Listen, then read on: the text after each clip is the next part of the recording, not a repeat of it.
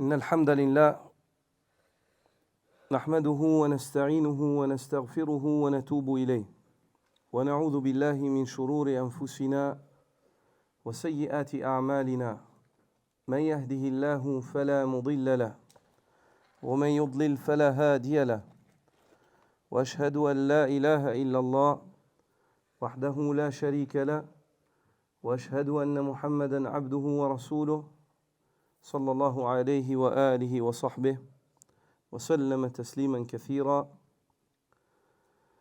En ce jour du 25 de Rabi' al-Akhir de l'année 1444 de la Hijra du prophète sallallahu alayhi wa sallam, correspondant au 19 novembre 2022, nous continuons avec l'étude de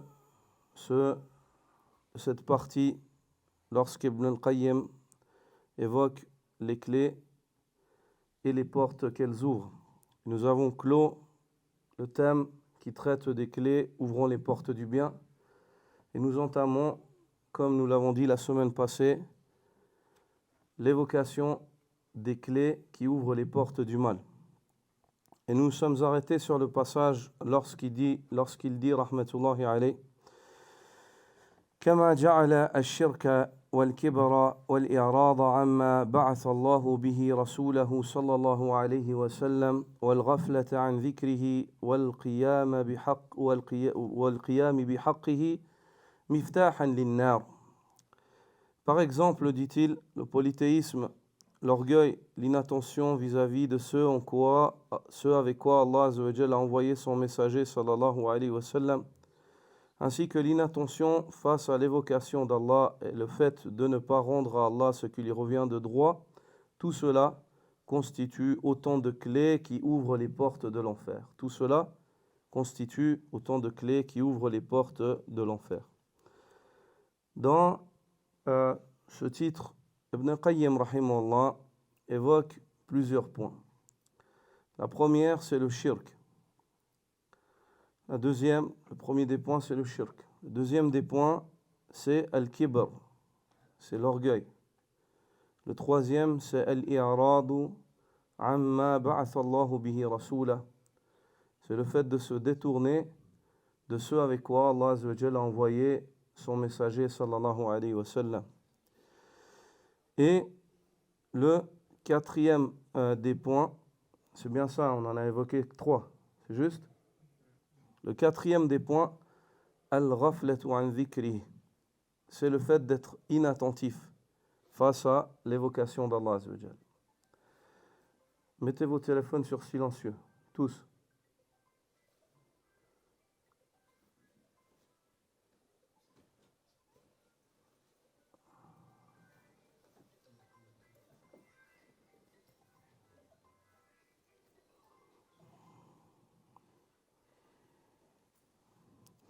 Le quatrième des points, c'est l'inattention face à l'évocation d'Allah. Son importance est le fait de la mettre en pratique. Et le cinquième des points, c'est le fait d'être inattentif face à l'importance de rendre à Allah ce qui lui revient de droit. Face à l'importance de rendre à Allah ce qui lui revient de droit. Nous allons évoquer aujourd'hui à une ikhwa le premier des points, le shirk. Et nous allons associer à l'évocation de ce point-là l'évocation de ce qui est son semblable quant à la répercussion, le kufr. Inna a'zama ma 'usiya Allahu bi منذ بدأ الخليقة إلى يومنا هذا الشرك به سبحانه. Là, le plus grand acte de désobéissance qu'on ait pu faire à Allah subhanahu wa ta'ala depuis la création de l'humanité jusqu'à notre jour, c'est indiscutablement le fait de donner à Allah des associés. حتى وصف الله هذا الذنب بالظلم العظيم, au point où Allah subhanahu wa ta'ala qualifie ce péché-là par la grande injustice, al-zulm al-azim. Et le zulm fi lughati al-arab, dans la langue des arabes, huwa wad'u shay'in fi ghayri mawdi'i, c'est le fait d'établir une chose à une place qui n'est pas la sienne. c'est-à-dire le fait d'effectuer quelque chose de déplacé, que ce soit une parole déplacée, un acte déplacé, ou alors une croyance déplacée, tout cela c'est du zulm. Tout cela c'est du zulm. إذ الظلم هو وضع شيء في غير موضعه. Car l'injustice, c'est le fait d'établir une chose dans une place qui n'est pas la sienne, qui n'est pas sa place initiale. Et Allah Azza wa Jal qualifie le shirk comme étant la grande injustice à l'absolu. Allah subhanahu wa ta'ala dit « Inna shirka la zulmun azim » Certes, le polythéisme est une grande injustice, est une grande injustice. Comment est-ce que le polythéisme est une grande injustice? Ceci car le polythéisme implique le fait de placer le culte là où il n'a pas sa place. De placer le culte, c'est le fait de placer l'adoration, le culte là où il n'a pas sa place. De l'adresser à la mauvaise adresse, à autre qu'Allah subhanahu wa ta'ala, qui est le seul, l'unique à mériter al-ibada. وما ذلك إلا لما فيه من الجناية العظيمة في حق الخالق جل جلاله. Et Allah Azza wa Jal n'a pas qualifié le polythéisme comme étant une grande injustice, si ce n'est car il y a en cela un acte de désobéissance et un crime face à Allah subhanahu wa ta'ala, le créateur majestueux et suprême. لذلك كانت عقوبة المشرك أقسى العقوبات وأشدها. C'est pour cela que le châtiment final qui est réservé aux polythéistes, c'est le plus grand des châtiments et le plus dur des châtiments. ألا وهي الخلود الأبدي في النار. Et ce châtiment-là n'est autre que le fait d'être voué à l'éternité pour l'enfer si la personne meurt ainsi. قال تعالى في بيان ذلك إنه من يشرك بالله فقد حرم الله عليه الجنة ومأواه النار وما للظالمين من أنصار. Et Allah Ta'ala, le Très-Haut, dit en explication de cela, de ce qu'il réserve à celui qui meurt en tant que polythéiste dans l'au-delà, il dit, certes, celui qui donne des associés à Allah, qu'il sache, et ce qu'on comprend du verset, qui donne des associés à Allah et meurt ainsi. Celui qui donne des associés à Allah, qu'il sache qu'Allah lui a interdit l'entrée au paradis. Et sa destination finale, son gîte, sera l'enfer, le feu. وَمَا لِلظَّالِمِينَ مِنْ أَنصَارٍ. Et pour les injustes qui auront commis la plus grande des injustices, le polythéisme, il n'y aura point de secoureur en ce jour-là. وَكُلُّ ذَنْبٍ مَاتَ الْعَبْدُ مِنْ غَيْرِ أَنْ يَتُوبَ مِنْهُ حَالَ الْحَيَاةِ فإمكان العفو والمغفرة فيه هي يوم القيامة ووارد إلا الشرك والكفر. Et tout péché par lequel on désobéit à Allah subhanahu wa ta'ala, si l'homme meurt sous ce péché-là, il est possible que Allah Azza wa Jal lui pardonne et lui fasse don de sa clémence yawm al-qiyamah.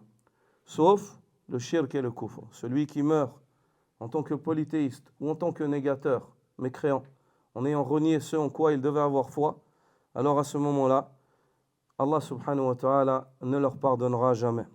فإن الله قد قطع رجاء صاحبه بالمغفرة. Allah subhanahu wa ta'ala a révélé dans son livre ce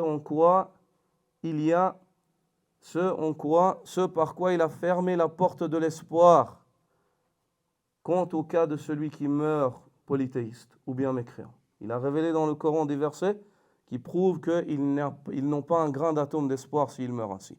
Il n'y a pas un grain d'atome d'espoir si la personne meurt ainsi. Donc on voit le danger de cela.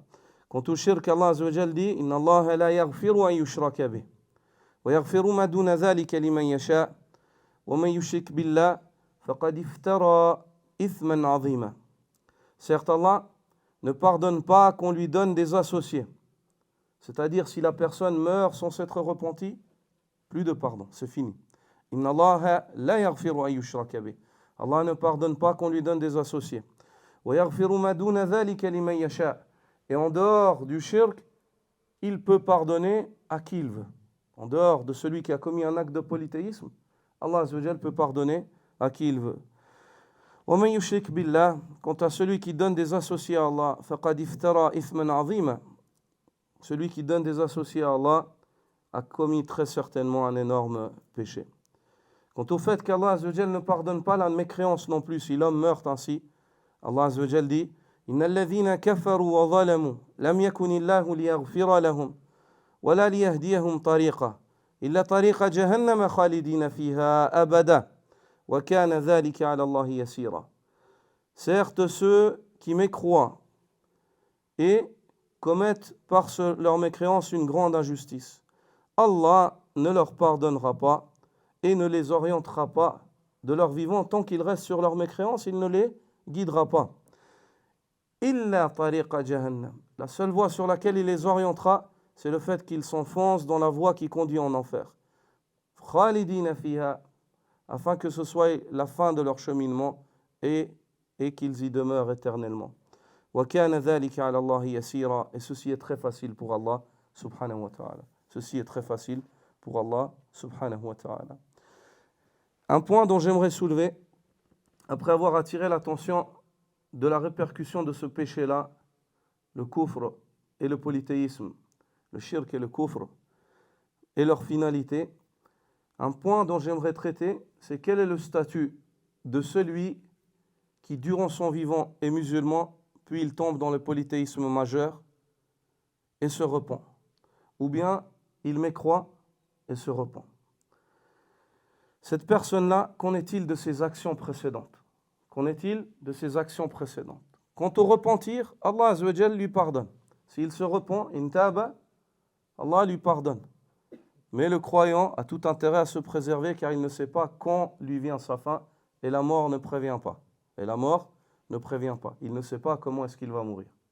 Donc il lui est demandé d'essayer de vivre obéissant, monothéiste et obéissant durant chaque seconde de sa vie, en espérant qu'Allah Azza wa Jal décrète sa fin ainsi. En espérant qu'Allah Azza wa Jal décrète sa fin ainsi et qu'il l'agrée. Mais qu'en est-il d'une personne qui mécroit après avoir eu la foi et se repent? Ou bien le mécréant, lorsqu'il mécroit et il est mécréant dans sa base ou polythéiste, puis il se repent, ça c'est clair qu'Allah lui pardonne de son vivant, et vous connaissez les arguments quant à cela au niveau des textes qui ont été évoqués dans le Coran et dans la Sunna. Mais il s'agit ici d'un point qui est très précis. Qu'en est-il d'un musulman croyant qui tombe dans la mécréance majeure, ou bien dans le polythéisme majeur, et revient à la religion d'Allah, se repent et revient à la religion d'Allah? Qu'en est-il de celui-là? Allah accepte son repentir, ceci, bi-ijma' al-ulama. Allah accepte son repentir, bi-ijma' al-ulama. Et il n'est pas permis de dire d'une personne, combien même qu'il ait commis comme péché ou qu'il ait été outrancier, il n'est pas permis à une personne de prétendre qu'Allah ne lui pardonnera pas. Il n'est pas permis de prétendre qu'Allah ne lui pardonnera pas. Si la personne se repentit, tu n'as pas le droit, aucun droit en islam, toi, de t'interposer entre Allah et ses serviteurs. Et celui qui dit Allah ne pardonnera pas à un tel après qu'il se soit repenti, il se peut qu'Allah Azza wa Jal ne lui pardonne pas à lui. Et vous connaissez le hadith quant à cela. Serviteurs d'Allah, ici la question elle est très importante. Car il s'agit d'une situation où l'homme mécroit ou sort de l'islam. Il apostasie puis tout d'un coup il revient. Cette question, vous allez voir qu'elle est très importante au niveau de la jurisprudence du fiqh. Pourquoi? Les jurisconsultes l'ont traité car il s'agit ici de l'acceptation de ses œuvres anciennes. Nous disons que le shirk, Allah Azza wa Jal, il abolit les œuvres, n'est-ce pas? Le kufr et le shirk, ils abolissent toutes les œuvres passées. Qu'en est-il maintenant de cette personne qui a apostasié et puis à ce moment-là, elle se repent? Est-ce que toutes ces œuvres sont vraiment abolies? Et cela concerne les chapitres du fiqh, car il s'agirait à cette personne de lui dire tu dois refaire ton hajj, s'il l'a fait avant cela. S'il l'a fait avant cela.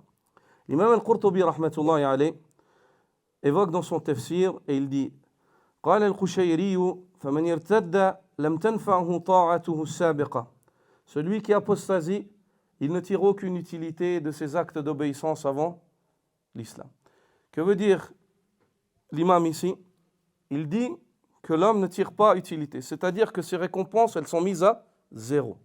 Mais est-ce que ça veut dire qu'il doit refaire les actes, que ses actes sont abolis? Le fait qu'ils disent qu'il ne tire pas utilité, c'est-à-dire que les hasanat, le compteur des hasanat, avec le kufr, il est à zéro. Il est tombé à zéro. Mais est-ce que ça veut dire que ces actes, il doit les refaire? Il dit وَلَكِنَّ إِحْبَاطَ الرِّدَّةِ الْعَمَلَ مَشْرُوطٌ بِالْوَفَاةِ عَلَى الْكُفْرِ. Mais le fait que l'apostasie abolisse les œuvres, ceci est conditionné par le fait que la personne meurt en tant qu'apostate. Il meurt après avoir apostasié.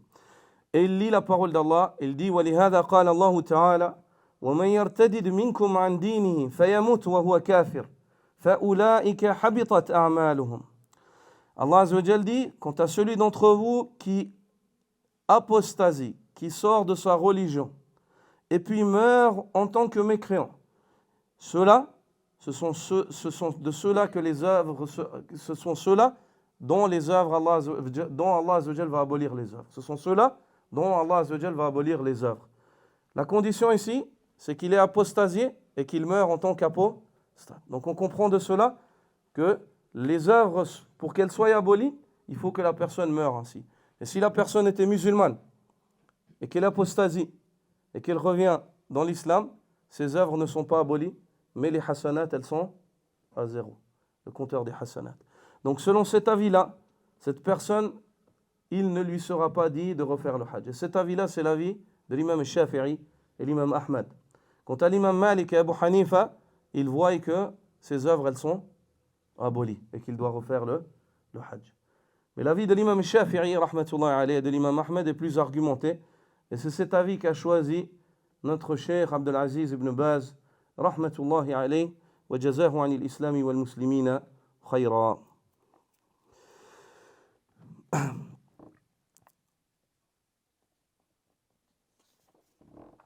Quant au shirk, ayyuha al-ikhwa, lorsque nous parlons de polythéisme ici, et lorsqu'Ibn al-Qayyim évoque le polythéisme, et qu'il soit la clé de l'enfer, et que celui qui meurt dans le polythéisme, il termine sa vie en enfer, et pour l'éternité, sa vie dans l'éternité, elle est en enfer pour l'éternité.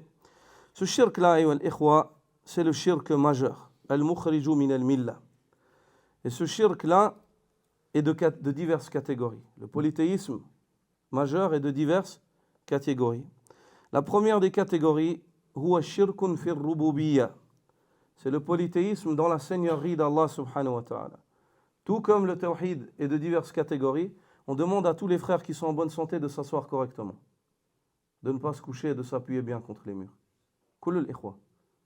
Man kana fi sihhatin tamatin, qui n'a pas de problème de santé, il s'appuie correctement. Ceci car on vous lit la parole d'Allah et celle du prophète sallallahu alayhi wa sallam. Wa fihi ta'zimul ilm.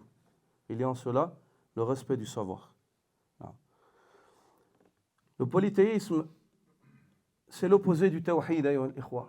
C'est l'opposé du tawhid, huwa naqidu tawhid.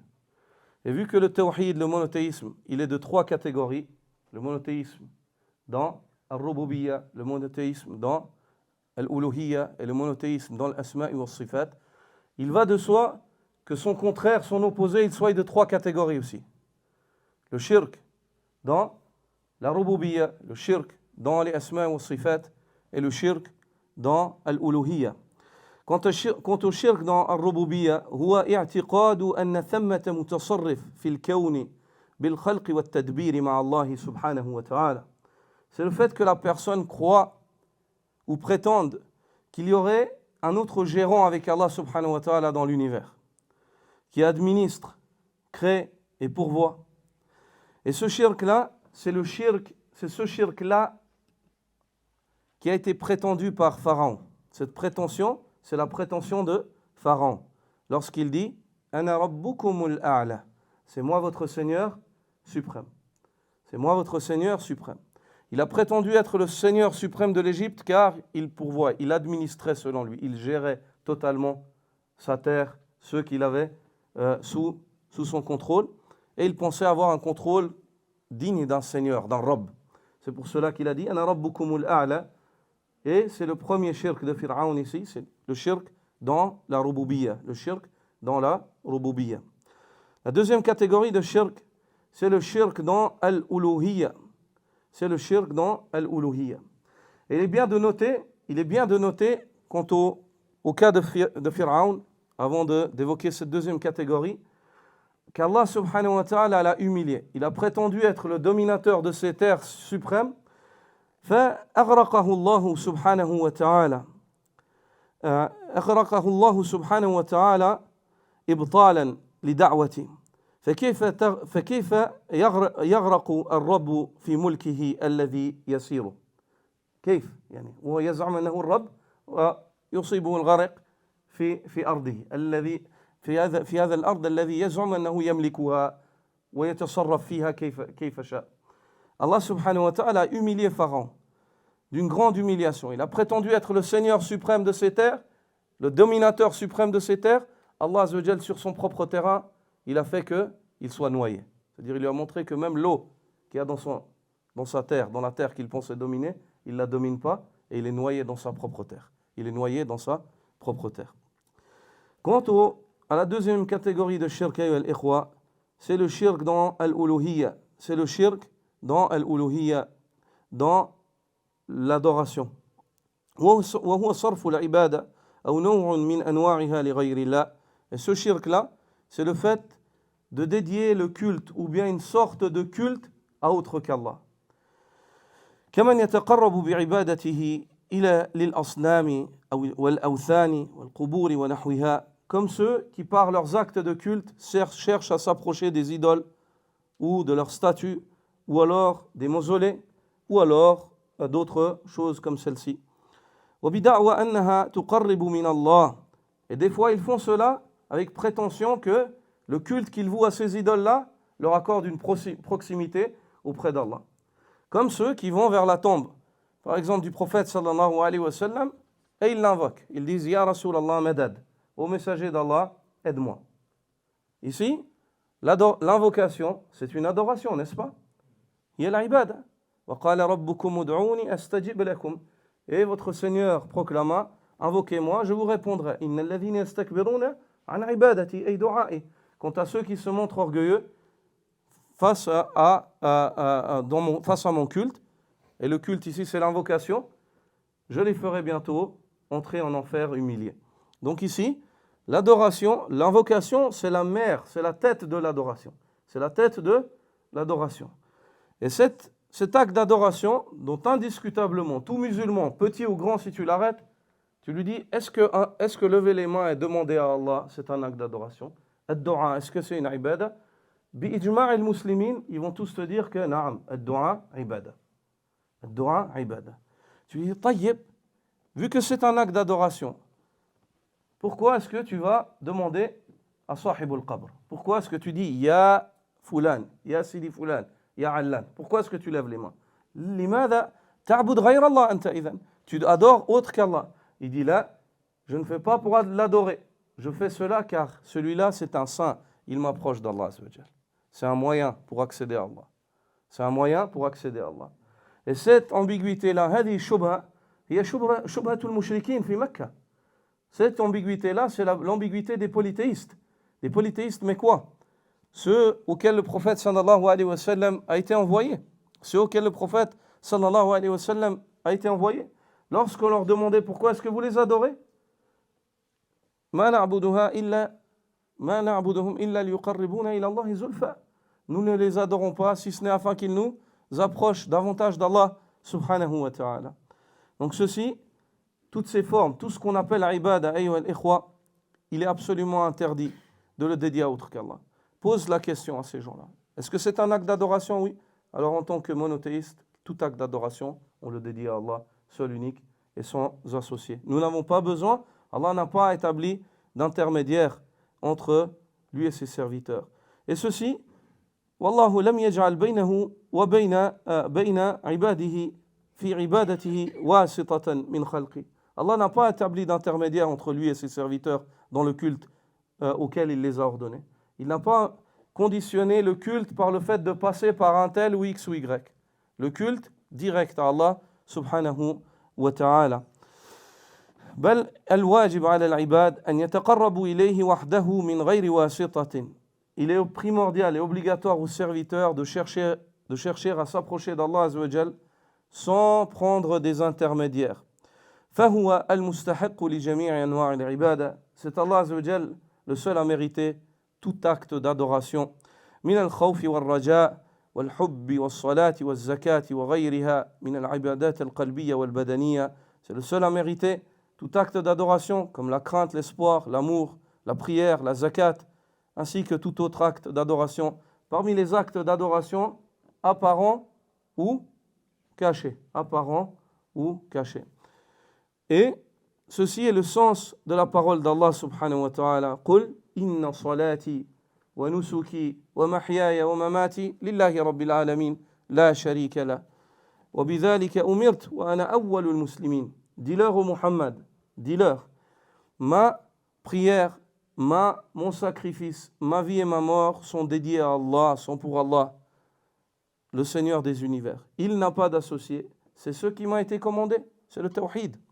وبذلك أمرت وأنا أول المسلمين. Et je suis le premier à me soumettre à ce commandement. Je suis celui qui est le premier à me soumettre à ce commandement-là. Il est important de noter dans ce chapitre-là ou sur ce point-là la définition de l'ibada. La définition de l'ibada. Parmi les meilleures définitions qui ont été données à l'ibada,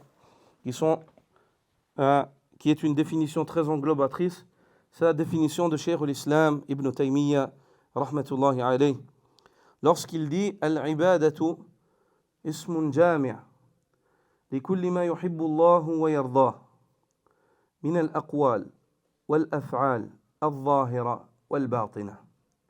La ibada, dit-il, c'est un nom englobateur qui englobe tout ce qu'Allah aime et agrée.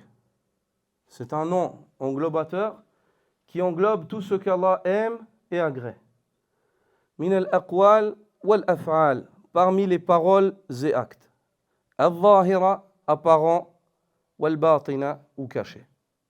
Ça, c'est la définition de la ibada.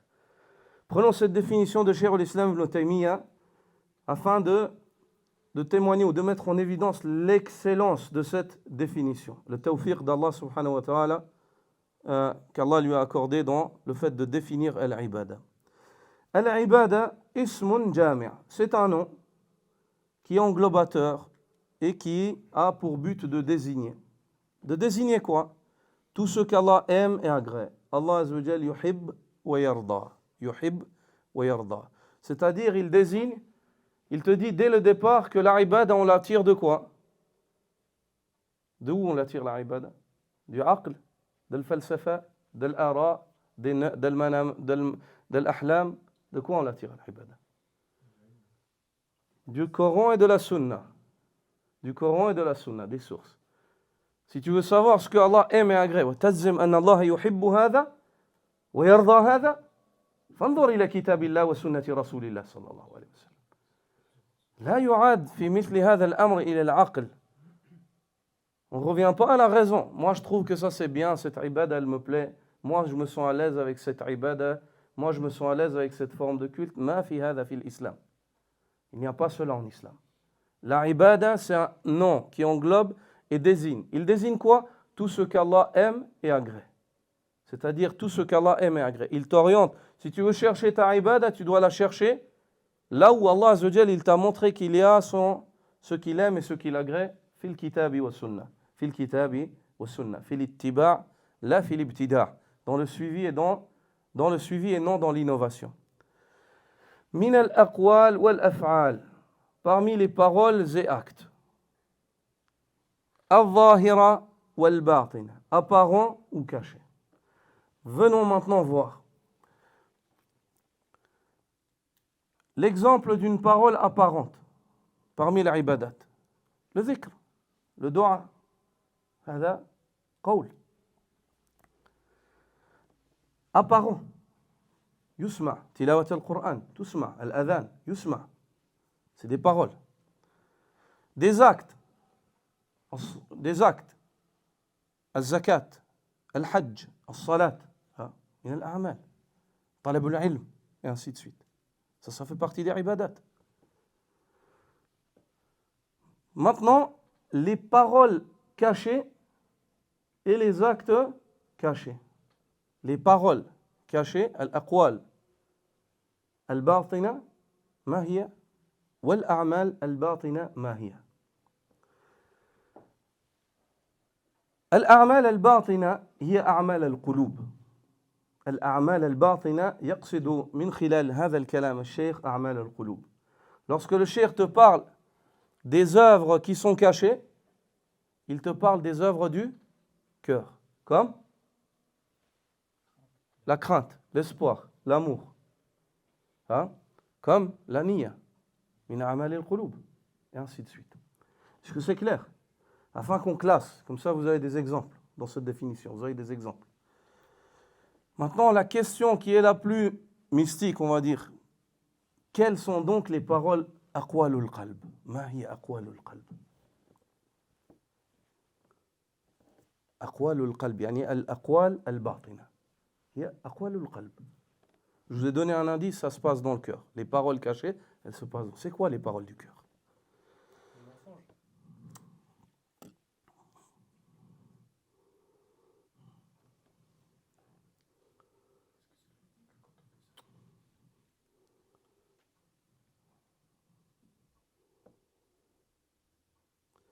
C'est ce que porte ce cœur comme aqida.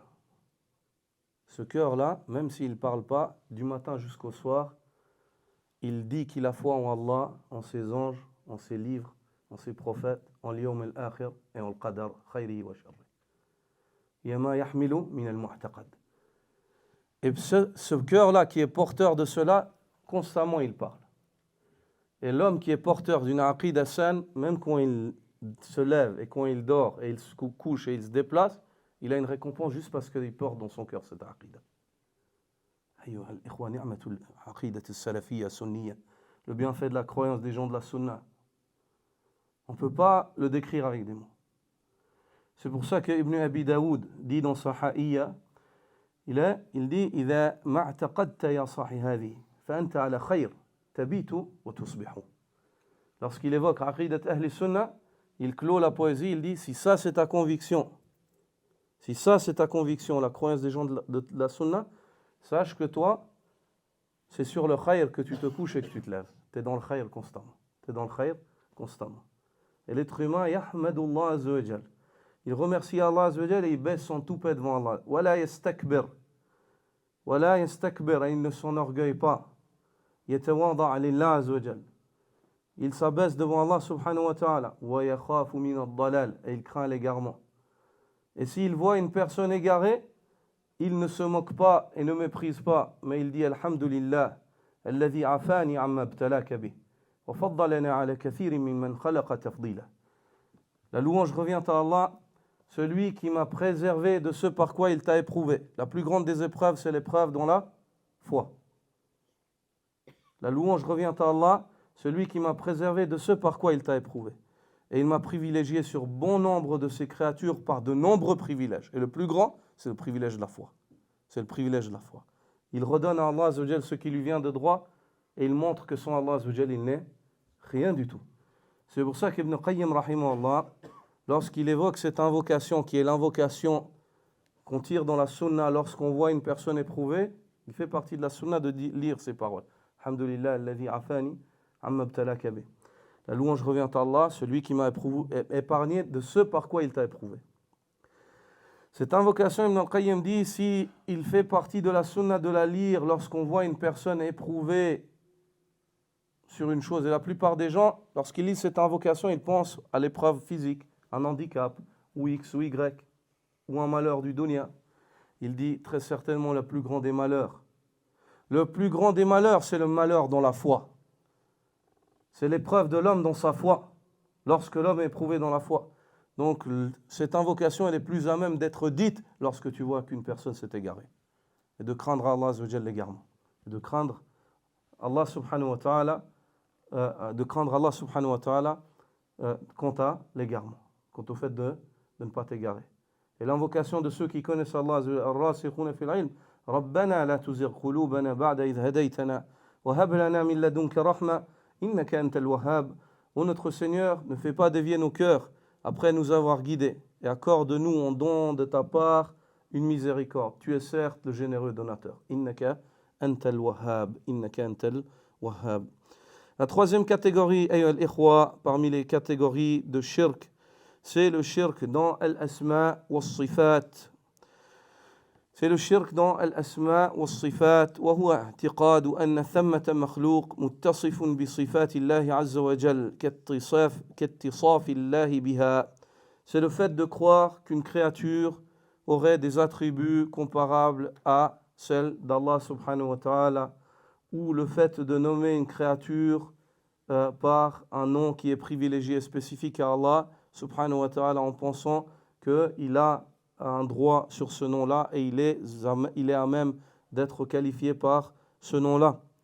كمن يعتقد أن بشرا يعلم من الغيب مثل علم الله عز وجل, comme l'exemple d'une personne qui est convaincue qu'un voyant saurait, qu'une personne saurait l'invisible, connaîtrait l'invisible comme Allah le connaît. Il a donné un associé à Allah azza wa jal dans le ilm.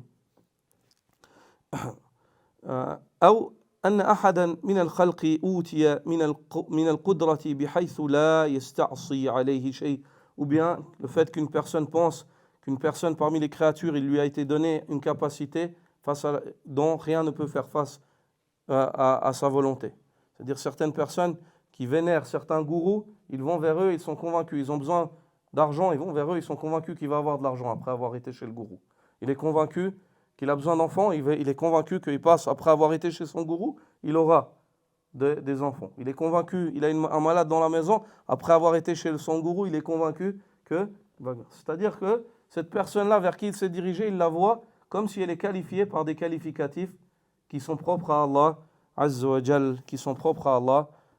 Jal, وقد جمع النبي صلى الله عليه وسلم كل هذه الأنواع في جملة واحدة من جوامع الكلم حين سئل عن الشرك بالله فقال أن تجعل لله ندا وهو خلقك. Et le prophète sallallahu alayhi wa sallam, dans ce critère qu'Allah lui a donné, qui est le fait de dire avec peu de mots beaucoup de choses, il a englobé ces trois catégories et tout ce qu'on vient de dire. Lorsqu'il a été questionné sur le shirk, il a dit « An taj'ala lillahi niddan wa huwa khalaqak ». C'est le fait que tu donnes un équivalent, un associé à Allah azza wa jal, alors que c'est lui qui t'a créé. C'est ça le shirk. Niddan fi madha? Niddan fi rububiyyati, ou niddan fi uluhiyyati, ou niddan fi asma'ihi wa sifati. C'est le fait que tu donnes à Allah azza wa jal un associé, un équivalent dans sa seigneurie, ou dans le droit de l'adoration, ou dans les noms et attributs. وَنِدُّ هُوَ الْمَثِيلُ وَالنَّظِيرُ فَكُلُّ مَنْ أَشْرَكَ بِاللَّهِ سَوَاءً في الربوبية والألوهية أو الأسماء والصفات فقد جعل له ندا ومثيلا ونظيرا. Et le nid, l'équivalent, c'est celui qui est égal, c'est l'égal d'une chose. Toute personne qui donne à Allah azza wa jal des associés dans la seigneurie ou dans le culte ou dans les noms et les attributs, c'est comme s'il a fait de cette créature dont il a donné en associé à Allah azza wa jal l'équivalent d'Allah subhanahu wa ta'ala. La deuxième catégorie de shirk, al-ikhwa, qui n'est pas le shirk majeur, il est moindre, mais il n'est pas à négliger, c'est le shirk mineur, al-shirkul asghar. Al-shirkul asghar. فهو وإن لم يكن مخرجا من الملة إلا أن صاحبه قد ارتكب ذنبا عظيما. Et ce shirk-là, même s'il ne te fait pas sortir de la nation musulmane, mis à part cela, néanmoins, il est important de mentionner que celui qui le commet a commis un grand péché. وإذا لقي العبد ربه به من غير توبة منه في حال الحياة كان تحت المشيئة إن شاء عفا عنه وإن شاء عذبه ثم أدخله الجنة. Et si le serviteur, après avoir terminé sa vie dans le dunya, elle ne s'est pas repenti du polythéisme, du petit shirk, du petit polythéisme, il rencontre Allah azza wa jal en ayant sur son registre du petit polythéisme qui n'est pas suivi de repentir, alors à ce moment-là, la majorité des savants voient qu'il est taht al-mashi'a comme pour les péchés. Si Allah azza wa jal veut le châtier, il le châtie. Si Allah veut lui pardonner, il lui pardonne. Même si certains de nos mashaykh voient que ça dépend de la quantité de ce polythéisme. إن كان كثيرا يعذب وإن كان قليلا يعفى عنه. Si ce shirk-là est en grande quantité sur son registre, il sera châtié absolument. Et si ce shirk-là est en petite quantité, Allah Azza wa Jal lui pardonnera. Et ceci, car ces mashaykh-là voient que les savants, en fait, dans ce sujet-là, ils sont de trois avis. Certains parmi les ulama voient que c'est le petit shirk, même si c'est du petit shirk, Allah ne le pardonne pas. Car il a dit « Inna Allah la yaghfiru ay yushraka bih » Allah ne pardonne pas qu'on lui donne des associés. وَلَمْ يُمَيِّزِ اللَّهُ عَزَّ وَجَلَّ بَيْنَ الشِّرْكِ الْأَكْبَرِ أَوْ الْأَصْغَرِ فِي الْآيَةِ. Et Allah n'a pas distingué entre le petit ou le grand shirk dans le verset. Donc ils disent Allah Azza wa Jal ne lui pardonnera jamais. Ça veut dire il ne lui pardonnera pas. Ça veut dire que s'il meurt en tant que croyant avec du petit shirk, il passera absolument par l'enfer avant d'entrer au paradis. Avant d'entrer au paradis, selon l'avis de ces ulama. Le deuxième avis, c'est l'avis qui va en opposer à cela. C'est ce qu'on vient de dire. C'est qu'Allah subhanahu wa ta'ala le pardonne s'il veut, et s'il veut, il châtie. S'il veut, il le pardonne, comme les péchés. Vu que ce n'est pas un shirk majeur, il n'est pas sorti de la milla. Et l'avis intermédiaire, et certains parmi Ahlul Ilm disent wa khayrul umuri awsatuha, et les meilleures des affaires, ce sont celles qui sont en juste milieu. Lorsqu'il y a trois avis en général, et qu'il n'y a pas un texte qui tranche entre ces avis-là, celui qui est au juste milieu en règle générale, c'est celui qui est le plus proche de la vérité.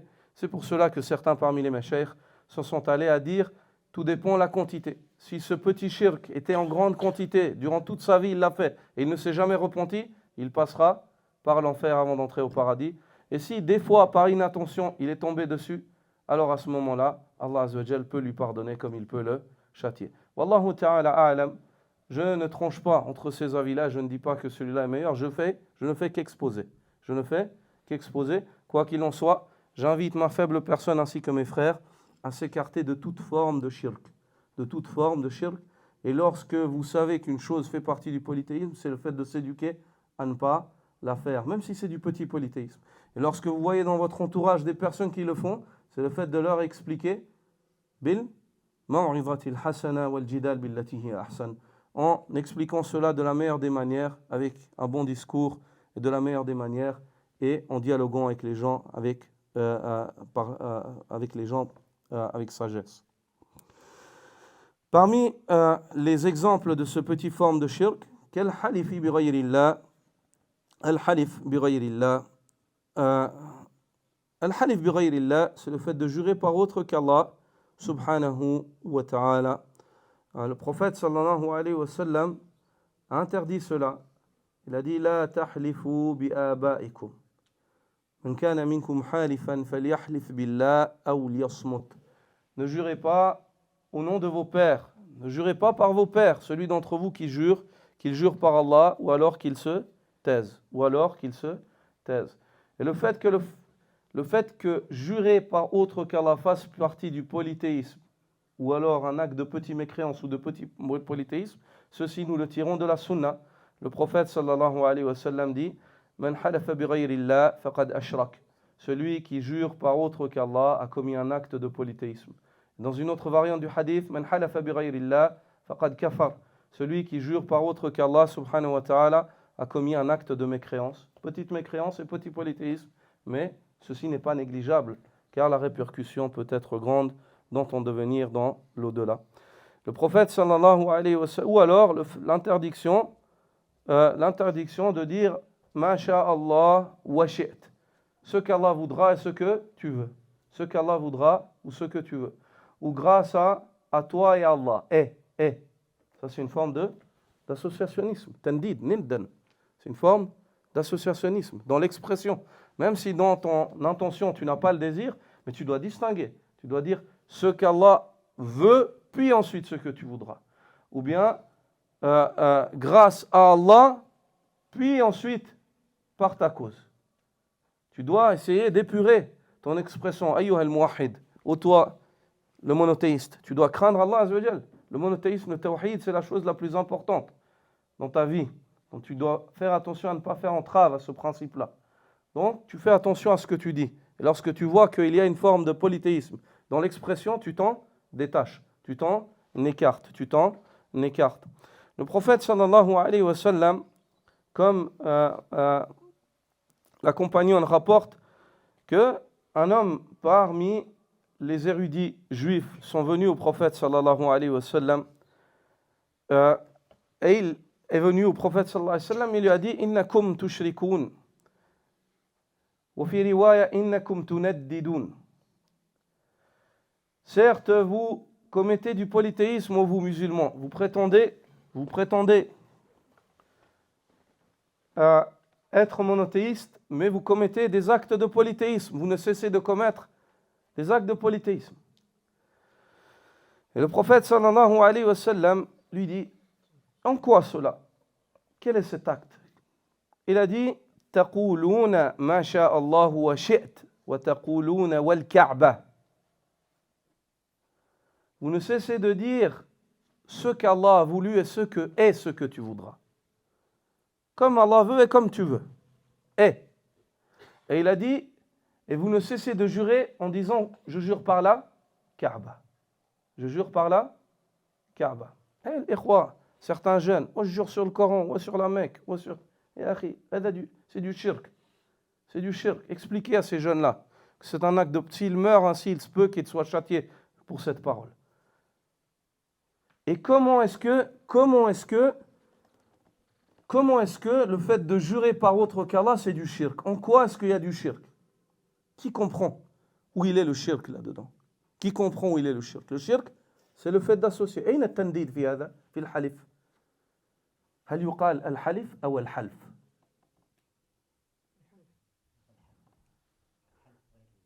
الحلف والحلف لغتان عند العرب. الحلف والحلف.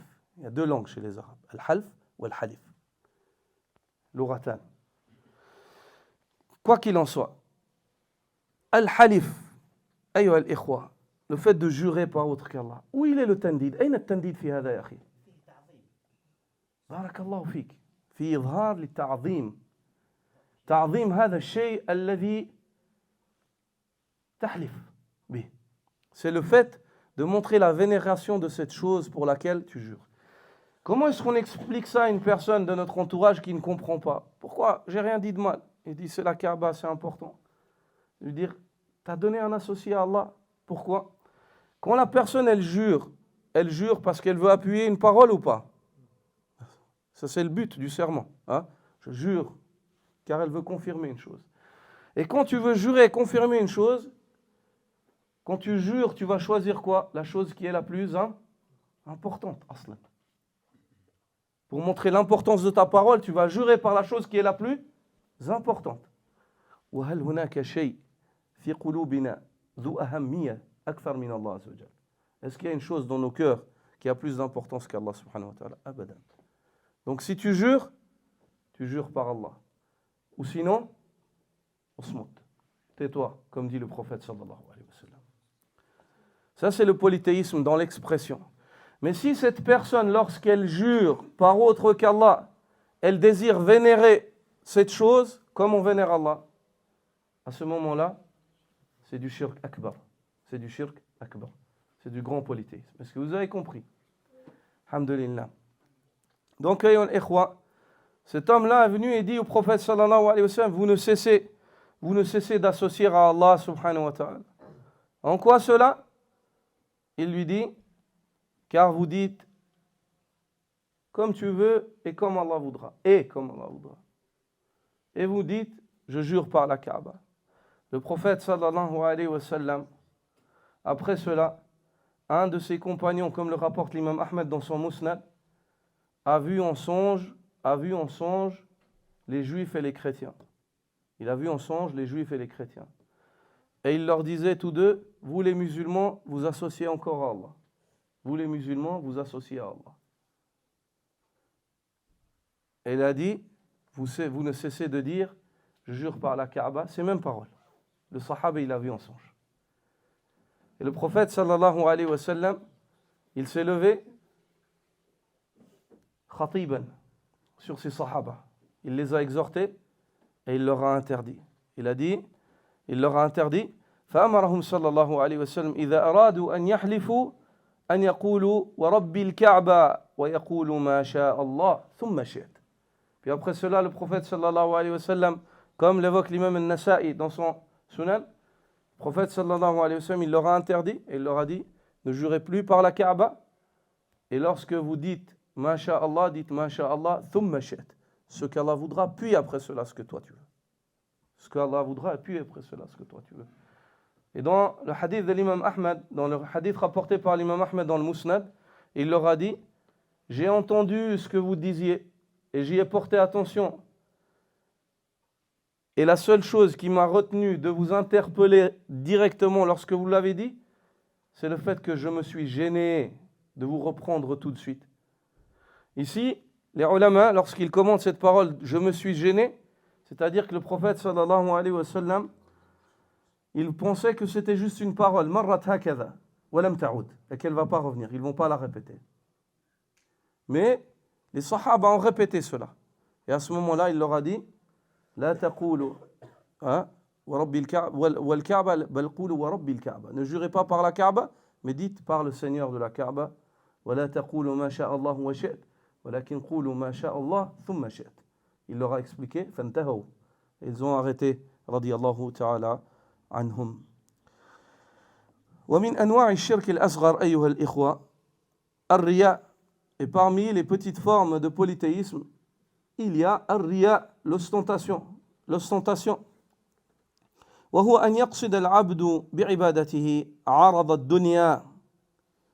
Et c'est le fait que l'homme désire par son culte une chose du dunya matériel, la vue, le fait d'être vu, d'être évoqué, d'être bien vu, ou bien d'arriver à quelque chose, et ainsi de suite.